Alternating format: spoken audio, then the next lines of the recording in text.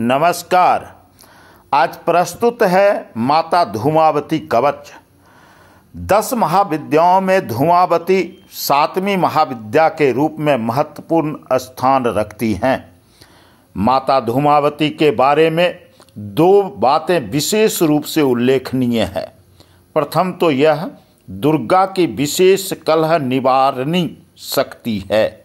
दूसरी यह कि ये पार्वती का विशाल एवं रक्ष स्वरूप है, जो क्षुधा से विकलित कृष्ण वर्णीय रूप है, जो अपने भक्तों को अभय देने वाली तथा उनके शत्रुओं के लिए साक्षात काल स्वरूप है।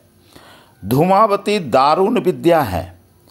सृष्टि में जितने भी दुख, दारिद्र्य, चिंताएं, बाधाएं हैं, इनके समन हेतु धूमावती से ज़्यादा श्रेष्ठ उपाय कोई और नहीं है। जो व्यक्ति इस महाशक्ति की आराधना उपासना करता है, उस पर महादेवी प्रसन्न होकर उनके सारे शत्रुओं का भक्षण तो करती ही हैं, साथ ही उनके जीवन में धन धान्य की भी कमी नहीं होने देती, क्योंकि इस साधना से माँ भगवती धूमावती लक्ष्मी प्राप्ति में आ रही बाधाओं का भी भक्षण कर लेती हैं। अतः लक्ष्मी प्राप्ति हेतु भी इस शक्ति की पूजा करते रहना चाहिए। माता धूमावती की आराधना के क्रम में उनकी मंत्र साधना के साथ ही इनकी कवच का पाठ करना या सुनना भी अत्यंत महत्वपूर्ण माना गया है। तो आज हम माता धूमावती कवच को प्रस्तुत कर रहे हैं। इसे श्रद्धापूर्वक नित्य सुनने से जीवन में अनेकों चमत्कार देखने को अवश्य प्राप्त होता है। तो प्रस्तुत है धूमावती कवच। श्री पार्वती उवाच धूमावत्यर्चनं शंभो श्रुतं विस्तारतो मया कवचं श्रोतुमिच्छामि तस्यादेव वदस्व मे। श्रीभैरव उवाच शृणु देवी परं गुह्यं न प्रकाशं कलो युगे कवचं श्रीधूमावत्या शत्रुनिग्रहकारकं ब्रह्माद्यादेवी सततं यद्वशादरिघातिनः योगिनो भवच्छत्रुघ्ना यस्या ध्यानप्रभावतः।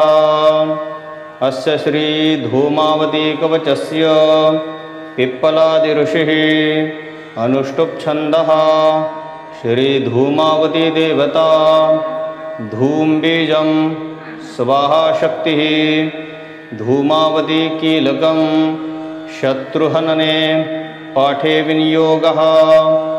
ॐ धूमबीजमेशरः पातु धूमललाटं सदावतु धूमनेत्रयुगं पातु वतिकर्णौ सदावतु दीर्घातुदरः मध्ये तु नाभिं मे मलिनाम्बरा शूर्पहस्ता पातु गुह्यं रुक्षा रक्षतु जानुनी मुखं मे पातु भीमाख्या स्वाहा रक्षतु नासिकां सर्वं विद्यावतिः कष्टं विवरणा बहुयुग्मकं चञ्चला हृदयं पातु दुष्टा पार्श्वं सदावतु धूतहस्ता सदा पातु पादौ पातु भयावहा प्रवृद्धरोमातु भृशं कुटिला कुटिलेक्षणा क्षुप्तिपासार्दिता देवी भयदा कलहप्रिया